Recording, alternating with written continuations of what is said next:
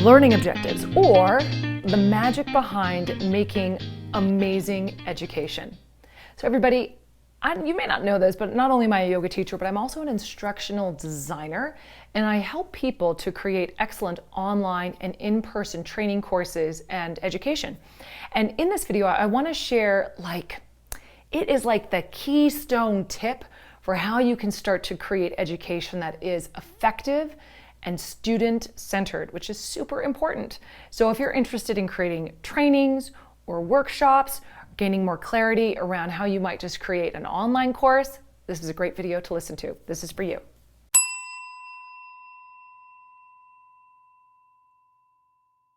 So the first thing that I want to do is talk about what I call the great mistake. Now, the great mistake is when you think that teaching, education, instruction is about what you tell other people. See, when I first started teaching teacher trainings, I thought that's what education was. I thought if I said it, if I transmitted this information out, that was education, that was teaching. Instead, I want us to reframe this idea. So instead, I want us to reframe this idea. So education isn't about what I, as the teacher, say. Education is about what the student can do. I know it's a subtle reframe, but it's super important. I change the focus from being on what I'm transmitting, and I turn it around to what the student can do with the information that they have received. This is crucial. So when we do this, when we turn it around and we make it about the student's performance as a result of the training, that changes everything. And it really allows us to get clear about what we're teaching and why. So that's the first thing to keep in mind. We want to change our mindset from being that of an expert to that of an educator. An expert thinks, what can I tell you that's in my head or that I know? An educator thinks, how can I help the student to do this thing better?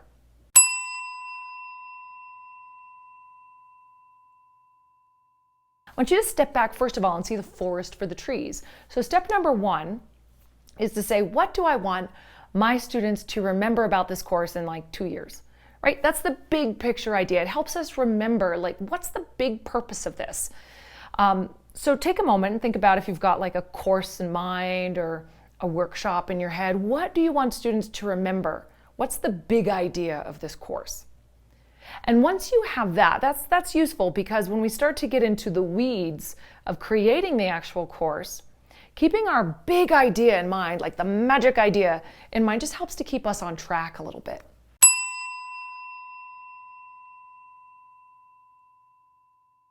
Part two of creating a course, and this is super important, this is the nuts and bolts of awesome education, is creating a learning objective. Okay, now you've probably heard of learning objectives before. You're like, oh, I know that says what I'm supposed to learn here, right? Learning objectives, when they're well crafted, actually are like the backbone of your training. But the key thing then there is well crafted. So I want to take a little bit of time here and talk about how you can create an amazing learning objective. So first, let's define what it is. A learning objective describes what the student is able to do as a result of the training. What the student is able to do as a result of the training. So you can see how framing it this way helps us avoid that great mistake where we think education is about what I say. We're turning our attention onto the student. What can they do as a result of this hour-month training course with me? What are they able to do? And you'll notice that it's what they're able to do.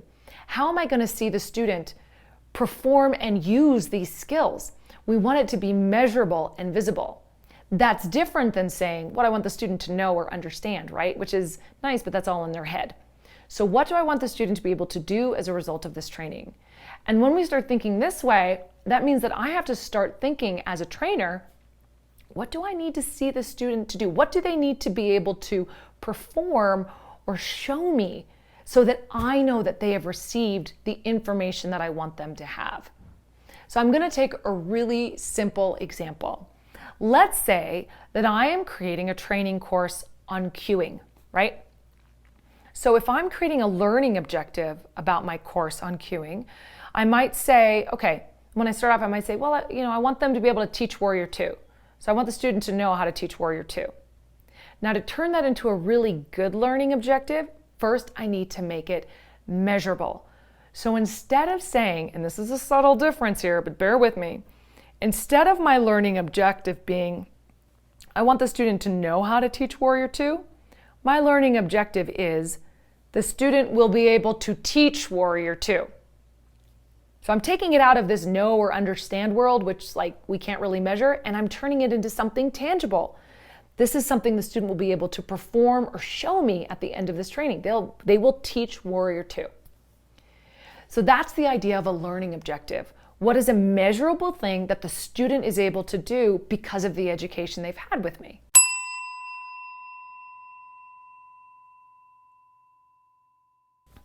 Okay, let's get a little bit more into the weeds. Now, this is a little nerdy, but it's going to make your learning objectives like mwah, which is really going to set you on a good path. So a really complete learning objective has 3 parts: the task, the criterion, the criteria, and the conditions. Allow me to flesh this out for you.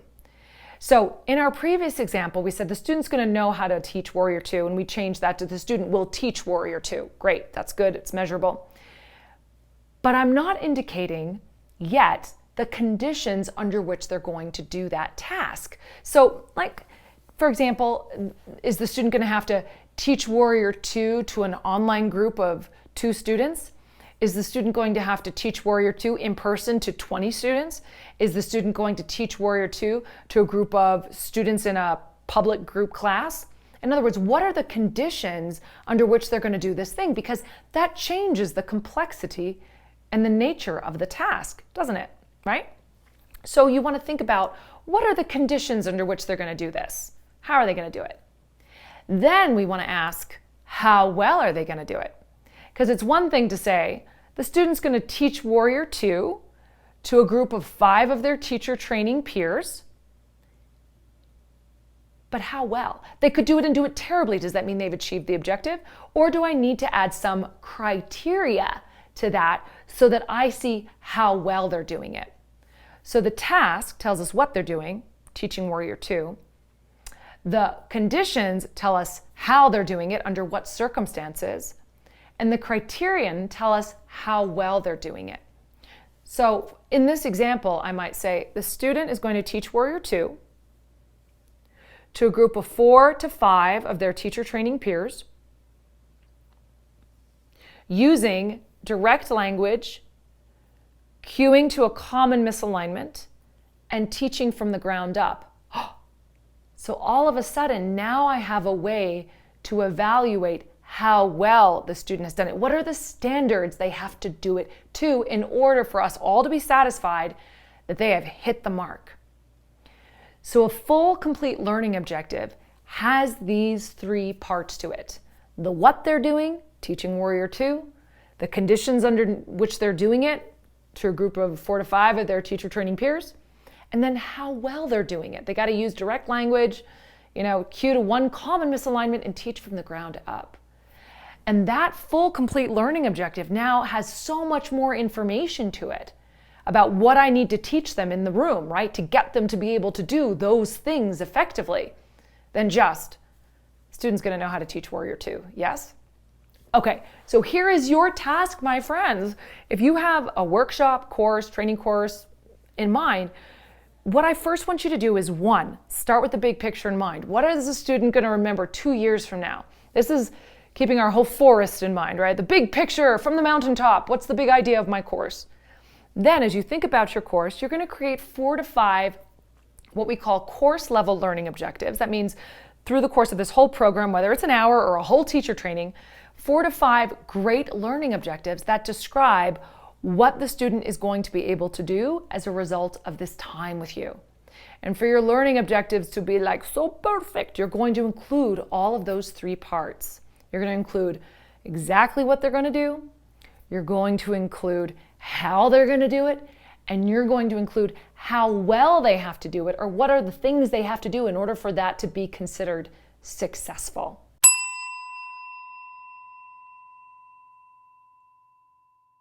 So there you go, everybody. There is a start into the world of instructional design, looking at we looked at the great mistake, that is thinking that education is about what you say rather than what the student can do. When we turn that on its head and we make it about what the student can do, your training, your course, your program is going to be so much better. And then we looked at learning objectives, that a learning objective really describes what the student can do, a performance, something you can measure as a result of the training with you, and that a really awesome learning objective has those 3 parts.